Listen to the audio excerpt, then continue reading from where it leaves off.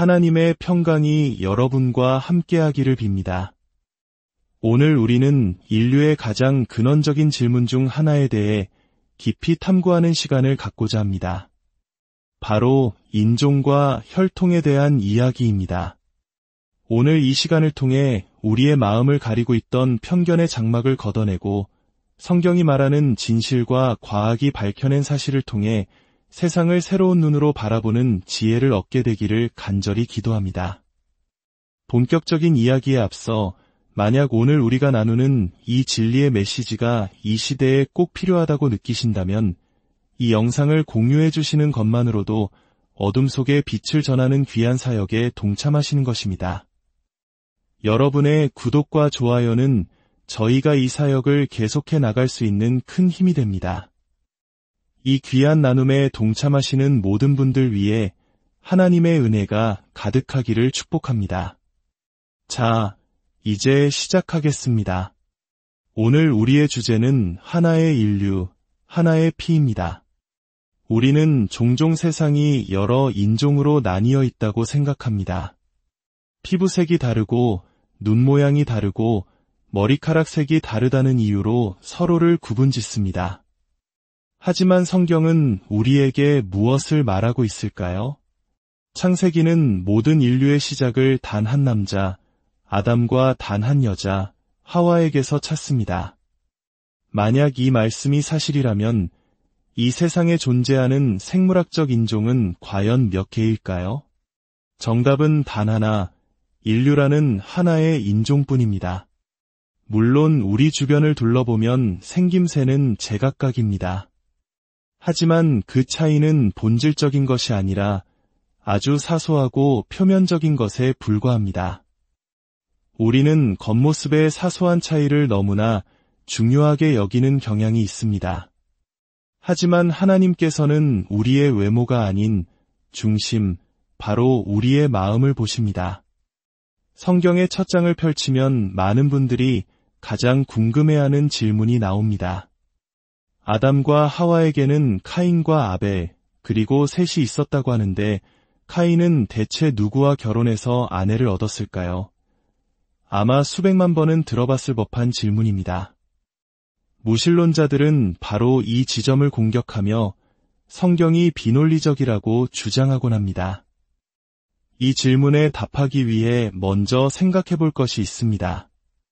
여러분, 우리는 친척과 결혼할 수 있을까요?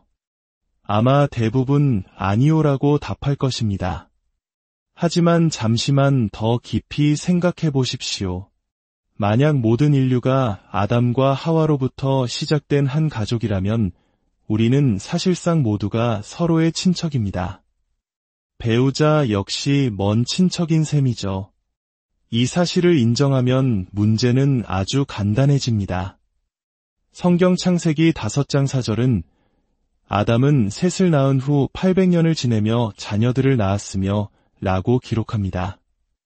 즉, 아담과 하와에게는 카인과 아벨, 셋 외에도 수많은 아들딸이 있었습니다. 따라서 초창기 인류는 형제가 남매와 결혼할 수밖에 없었습니다. 여기서 어떤 분들은 근친혼이라며 비윤리적이라고 말할지도 모릅니다. 하지만 우리는 시대적 배경을 이해해야 합니다. 하나님께서 가까운 친척 간의 결혼을 율법으로 금지하신 것은 인류의 역사가 한참 흐른 뒤인 레위기 시대, 즉 모세의 때였습니다. 왜일까요? 하나님께서 처음 창조하신 아담과 하와는 유전적으로 완벽했습니다. 마치가 인쇄된 깨끗한 원본 문서와 같았죠. 하지만 아담의 죄로 인해 세상에 불완전함이 들어왔고 세대가 거듭되면서 우리의 유전자에는 복사 오류, 즉 돌연변이라는 작은 흠집들이 쌓이기 시작했습니다. 수천 년이 흐른 지금 우리의 유전 정보에는 수많은 오류가 축적되어 있습니다. 오늘날 가까운 친척이 결혼하면 문제가 생길 확률이 높은 이유는 부모로부터 물려받은 동일한 유전적 오류를 공유할 가능성이 크기 때문입니다. 이 오류들이 만나면 결함이 증폭되어 자녀에게 심각한 문제로 나타날 수 있습니다. 하지만 아담과 하와의 자녀 세대에는 그런 유전적 오류가 거의 없었기 때문에 형제자매 간의 결혼은 아무런 문제가 되지 않았습니다. 결혼의 본질은 한 남자와 한 여자의 결합이며 초기 인류는 그 원칙을 따랐던 것입니다. 그렇다면 오늘날 우리가 보는 다양한 민족들은 어떻게 생겨난 것일까요?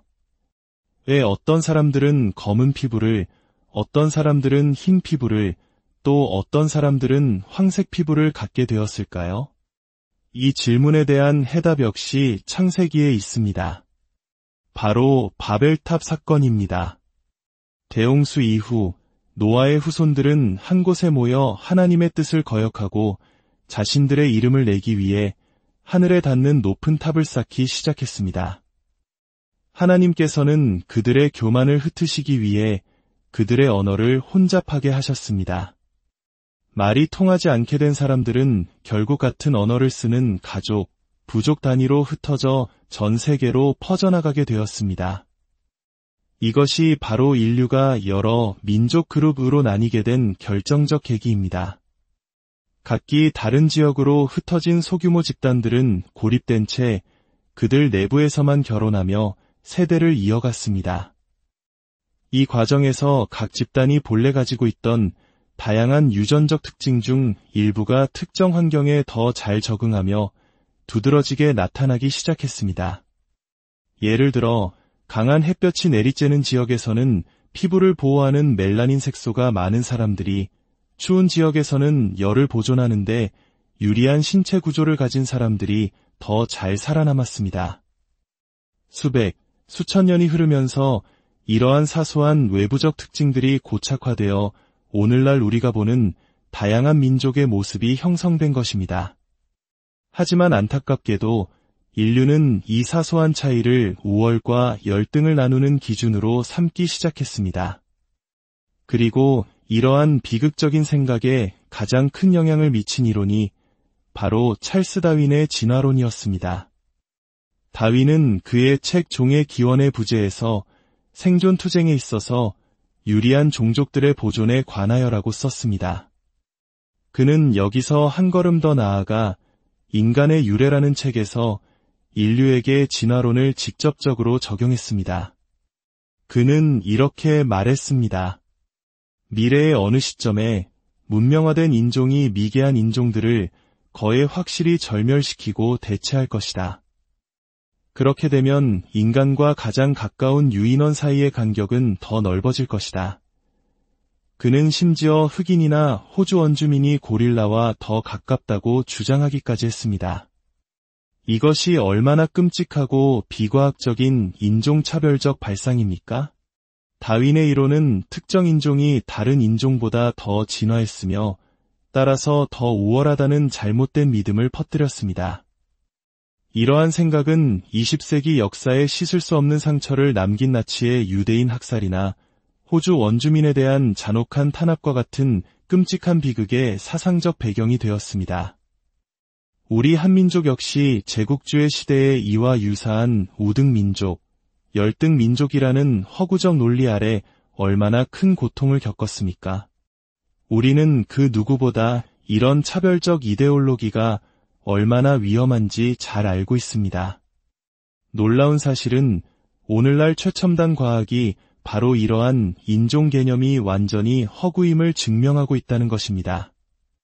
2000년 전 세계 과학자들이 참여한 인간 게놈 프로젝트는 인류의 모든 유전자 지도를 완성하고 그 결과를 발표했습니다. 결론은 충격적이었습니다. 전 세계 모든 사람들의 DNA는 99% 동일하다는 것이었습니다. 우리가 인종을 구분하는 근거로 삼았던 피부색, 눈 모양, 키와 같은 외형적 차이는 고작 1%의 유전 정보에 불과하다는 사실이 밝혀졌습니다. 더욱 흥미로운 것은 소위 백인이라고 불리는 집단 내의 유전적 다양성이 백인과 흑인이라고 불리는 집단 사이의 유전적 차이보다 훨씬 더 크다는 사실입니다. 이는 생물학적으로 인종을 구분하는 것 자체가 아무런 의미가 없다는 강력한 증거입니다. 현대 과학은 수천 년 전 성경이 이미 선포했던 진실, 즉 모든 인류는 하나라는 사실을 뒤늦게 확인시켜주고 있는 셈입니다. 그렇다면 우리가 가장 큰 차이라고 여기는 피부색은 어떨까요? 세상에는 백인과 흑인이 정말로 존재하는 걸까요? 제가 지금 제 손에 순백색의 종이를 들고 있다고 상상해 보십시오. 제 피부는 이 종이처럼 하얗지 않습니다. 마찬가지로 아주 어두운 피부를 가진 분이라 할지라도 새까만 잉크처럼 검지는 않습니다. 사실 백인도 흑인도 존재하지 않습니다. 우리 모두는 단 하나의 동일한 색소, 바로 멜라닌이라는 갈색 색소를 가지고 있습니다. 멜라닌의 양에 따라 우리 피부색의 농도가 달라질 뿐 우리는 모두 같은 갈색 피부를 가진 것입니다. 마치 물감에 물을 얼마나 섞느냐에 따라 연한 갈색부터 진한 고동색까지 다양한 색이 나오는 것과 같은 원리입니다. 그렇다면 최초의 인류, 아담과 하와는 어떤 피부색을 가졌을까요? 만약 그들이 아주 밝은 피부나 아주 어두운 피부를 가졌다면 오늘날처럼 다양한 피부색의 후손이 나오기 어렵습니다. 가장 논리적인 추론은 아담과 하와가 오늘날 모든 인류의 피부색을 만들어낼 수 있는 유전 정보를 모두 가진 중간톤의 갈색 피부를 가졌다는 것입니다. 우리가 어릴 때 불렀던 찬양이 있습니다. 예수 사랑하심은 거룩하신 말일세, 우리들은 약하나 예수 권세 많도다. 빨강, 노랑, 검정, 하양 아이들 모두 이 노래는 아름답지만 과학적 사실에 비추어 본다면 조금 수정할 필요가 있습니다. 이렇게 바꾸면 어떨까요? 예수 사랑하심은 모든 아이 사랑하심일세, 세상 모든 아이들, 연한 갈색, 진한 갈색 모두 다 주님의 눈에는 귀하도다. 이것이 바로 성경적, 과학적 진실입니다. 이제 우리는 가장 중요한 결론에 도달했습니다. 생물학적으로 인류는 단 하나의 인종이지만 성경은 인류가 두 개의 영적인 인종으로 나뉜다고 말씀하십니다. 그리고 이것이야말로 인류가 직면한 가장 근본적인 문제입니다. 하나님께서 금지하신 진짜 인종 간의 결혼은 무엇일까요?